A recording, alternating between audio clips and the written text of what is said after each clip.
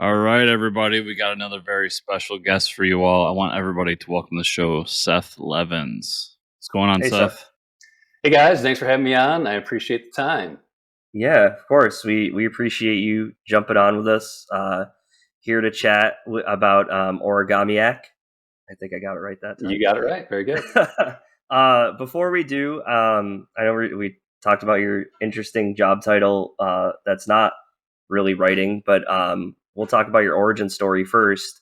So I know you typically don't write comics, but what got you into a comic, and where did the writing start for you? So I started out when I was young. My mom did not like violence, but I still like comic books. So the only comic books I saw were like Looney Tunes and Disney. So Okay. my subversive humor came from Looney Tunes because they do that very well.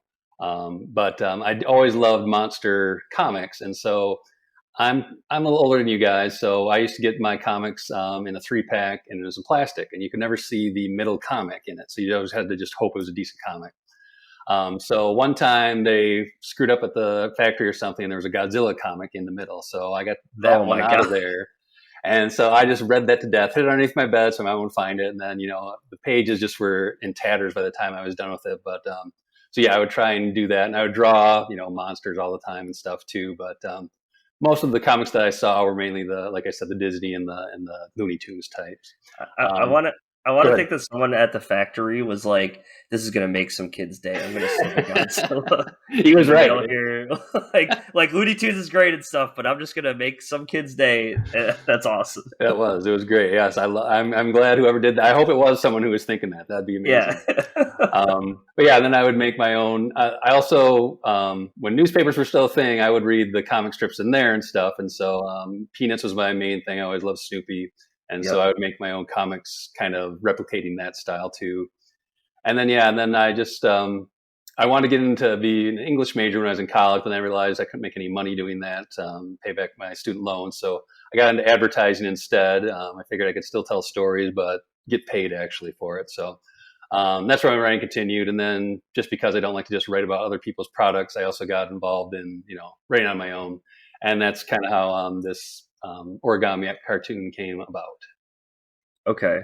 So before we talk about Origamiac, so you write copyrights today, right? Is that? I do copyright. So yeah, I write marketing copy for a toy company, a major toy company, and so yeah, that's my day job. So it's nice to get paid to be a writer. Not doing my own stuff necessarily, but at least something more interesting than the average Joe. Like I mentioned earlier, I used to do insurance, which everyone just throws that in the trash when they get direct mail for insurance companies. But they usually read the stuff that I write now, so that's pretty cool.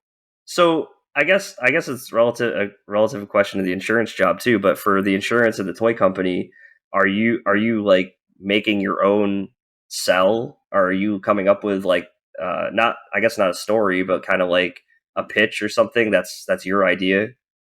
Yeah, we have the opportunity to do that. So at my company, we have different dolls that come out every year, and we always have some sort of branding guide for them. So they have content related to them. So from that, we develop a marketing campaign off of that. So yeah, I do pitches and that sort of thing. It's not like you would see like on Mad Men or something where you have these hardcore pitches and. Yeah, I'm not Don Draper by any means, but yeah, we do that. We do some of that stuff too. Scotch and cigarettes and just posters around. If only. Yeah. Right.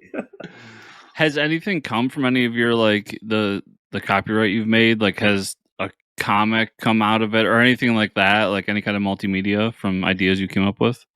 No, I'm mainly on the business end of it. So I write the copy that people would read on the website or on packaging or things like that, kind of giving them the background of here's what this story is about and things like that. We have other people who we contract with authors to write the actual books and content that goes with them. So I just kind of play off of that to develop mine. Mm-hmm. That's interesting. So you're not making the backstory for Snake Eyes, like you're the. No, unfortunately, I don't get to do that. That'd be cool, but no, I'm adjacent to it, not actually doing it. That's awesome. So okay, let's go to Origamiac. Give us the synopsis. What is this book? Okay, so Origamiac. So the basis, or I should say, the inspiration for this is I've always loved transformation, both literal like werewolves and Transformers, although not the Michael Bay stuff. Um, and then I also like just kind of societal change and things like that. So I developed this character who is he's just a regular Joe. He's going to a protest rally because he thinks he can meet a woman there. He's set up on a blind date. Things go awry. He takes a wrong turn, and he gets to the counter protesters who are these lumberjacks. And he has this sign saying, he's trying to save this termite that these lumberjacks hate because it's destroying their chance to actually cut down trees. So they end up tying him to a log so that he'll kind of float right past the protesters, and they'll see him, that this is what's going to happen to you if you try and protest this. They completely miss him, so he actually goes to the sawmill. In the meantime, while I was going to the sawmill, there's this alternate storyline going on where this evil doctor named Dr. Seethsome has developed this adherent that is supposed to be able to basically connect anything to anything. And, basically, if someone would on the battlefield, lose a limb, they could just basically glue it back together. You're all good. Okay. The military thinks that's stupid because all they want to do is kill everyone. So he gets mad at them, throws it in the river. It lands on our main character. So he's going to the sawmill with this on. By the magic of being in the sawmill and this connective tissue, he becomes a piece of paper, a sentient piece of paper. And from there, he's able to transform into all kinds of different shapes, hence the name Origamiac. So that's kind of the story, and it just becomes a platform for all kinds of different jokes that I like to make off of it. So that's probably one of the craziest origin stories. It is kind of weird. And again, I told you I worked in insurance, had a lot of free time in my brain to think about other things. So this is what I thought about. I know that's the amazing. feeling. Yeah. I mean, you're just like sitting there crumpling up paper or shredding too much paper one day, and you're like thinking about too many disclaimers about why people have to wait 6 months before their accidental death and dismemberment kicks in. So right. So here, exactly. So you wrote a story about it. Exactly. Yep. I guess if this adhesive was out and in production in real life, we probably wouldn't have much use for insurance. I would think. That's true. You're right. It would destroy the industry, so they would want to suppress it definitely. That's interesting. So where are you taking this character? I know you've had one kind of story arc for it so far? Or? Yep. So I did 5 issues, made a compilation. So this is all self-published because, like you said, it's kind of out there. So there's not a lot of. It was hard to sell, basically. So I just decided I want to do what I want to do, and I didn't really follow the format of like 24-page issues. They're kind of all over the place as far as numbers. They're all within like 30 pages. But and then I when I first started it, I was trying to connect with an artist, and it was really difficult to find. My stepdaughter went to a technical college, and she was in the graphic design, so they had some illustrators that worked with them. So I just put up a posting saying, "Hey, anyone interested in doing this, get some experience." And so someone helped me for the first 3 issues, and then he just ghosted me. I tried to call him, email him, text him, went by his house, nothing happened. Wow. So then I thought, well, I want to get this done, and I've already started halfway. I'm never going to be able to match his drawing style because I'm not an artist myself. So what I ended up doing is I took Google Sheets, and I made all of my art through Google Sheets using the shape tool and then masking and layering. So the artwork, when you see it, is not, it's probably along the lines of South Park versus something you would see from an actual studio. But I think it conveys what I'm getting across. It helps that he's a piece of paper, so he's very rectilinear, so it's easier to make shapes that way. But I did what I could with with the tools I had, and I think it came out pretty good. Wow, it's interesting that like your art was out of a necessity because like you had to get it done, but also it fits the origami aspect, right? Yes, exactly. Well, I'd started a long time ago, so I don't remember way back when Fox had their Animation Domination Sundays.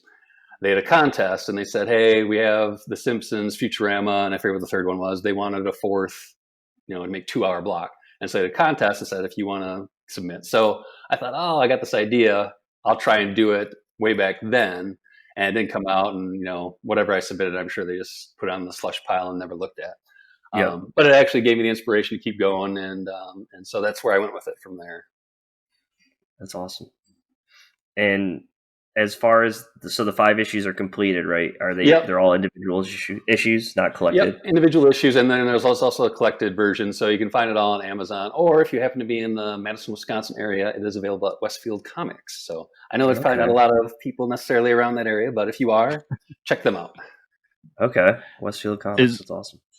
Is this something that, like, are you happy with the art to the point where you wouldn't see like having someone redraw it down the line if it became something bigger? Or if it became something bigger, I would love to see that, just because when you have another creative mind working with it. So when I was working with the other illustrator before he took off on me, there was kind of that synthesis of, I had the idea and then he would make something out of it just based on my descriptions of each panel.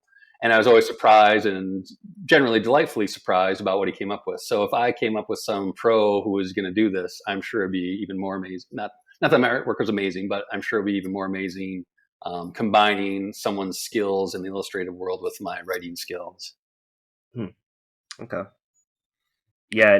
I asked that because I have a friend who did what you did, and he basically took it as a proof of concept. He didn't actually release it, and then sent it to people and was like, "Please work with me." And it worked out for him because he got something cool out of it. But this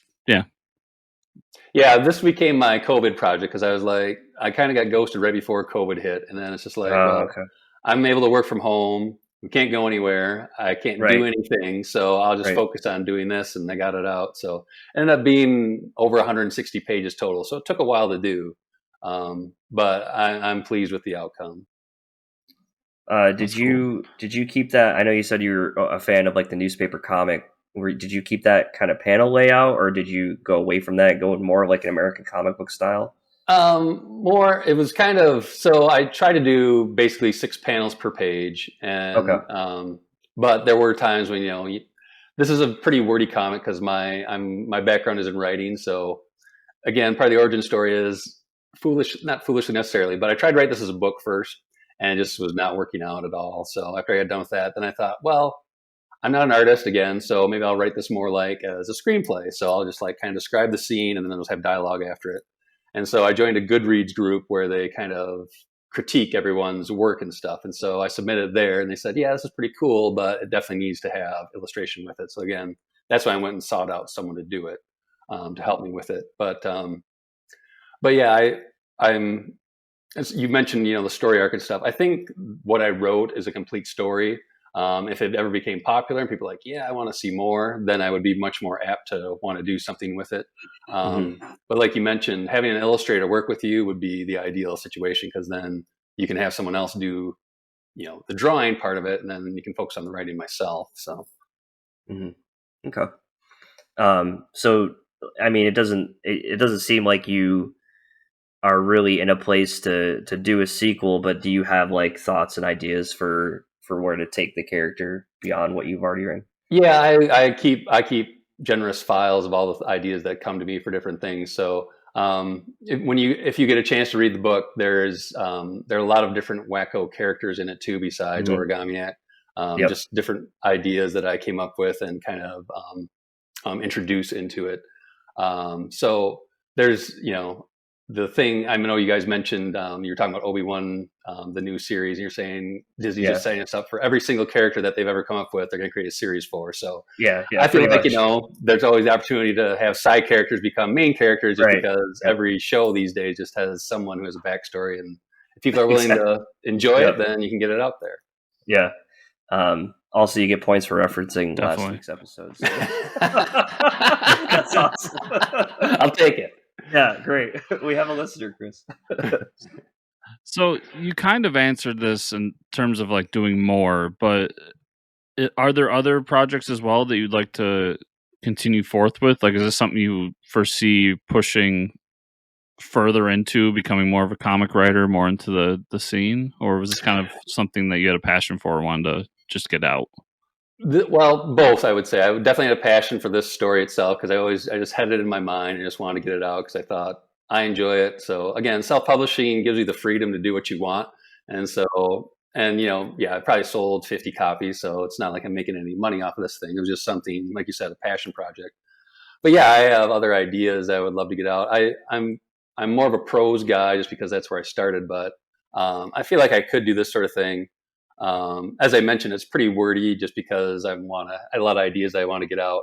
But if I work with someone, I would definitely try and, make it more of a collaboration between the artist and the writer versus just like, here's a huge panel with a lot of words and then there's a tiny guy in the corner, which I try to avoid for the most part, but there are some panels like that. Yeah. Well, that's interesting. Now, I mean, you said you worked on it during COVID and stuff. So do you have any plans to go to like a con to like try to just put it out there and see how it does in like a comic environment with, readers and stuff? Yeah, they actually, so when I still had my illustrator I was working with, we got the first issue done. And so in the Madison area, they have their own Comic Con. So the tables were dirt cheap. So I'm like, let's do this, even though I don't have the whole thing out, at least we can get the word out. And so we actually set up a booth. I created, so the main, like I mentioned, the supervillain's name is Dr. Seethsome. So what we did is we created an image of him, set him up as a stanchion, and then where his mouth would be, we carved a big hole in it. And then we had sheets of paper that people could carve or create into a paper airplane. And then if they were able to throw it in his mouth from a certain distance, they get a free issue. So, oh, that's awesome. Cool. So I was trying to make it work with the origami style. So that's your marketing side coming out. Exactly right. Try and get attention somehow. Says, no one knows me, so I got to do the stunts. Yeah, that's amazing. No, I would have loved that. If I walked to a con and saw that, it would have been a huge hit for sure. Yeah. Well, come to the next one in Madison when they're back. Yeah. Next time I'm in Wisconsin, I'm gonna have to look for that comic shop for sure. All right. Well, so if our listeners and watchers want to follow you, are you pretty out there on social media talking about this, or? No, I'm just social media. Is not for me for whatever reason. I've never gotten. I don't blame you. I never understood the reason to put your meal out on a picture and show people and stuff. So I don't think I'm that interesting aside from trying to create stories. So I just been trying to get word of mouth out. Contacting people like you who are so generous to give me some time. And then try to get the word out as I can through word of mouth. So if they go to Amazon, they can find it, look up Seth Levens and Origamiac, and it should be the first search results they get. So hopefully people will do that. Awesome. Great. Yeah, and everybody out there listening, I will put that link in the show notes below so you can check out the book. And Seth, thanks so much for being on. We appreciate you taking the time, and we'll have to do this again sometime. Yep. Wonderful. Thanks so much, Chris and Mike. Have a good day.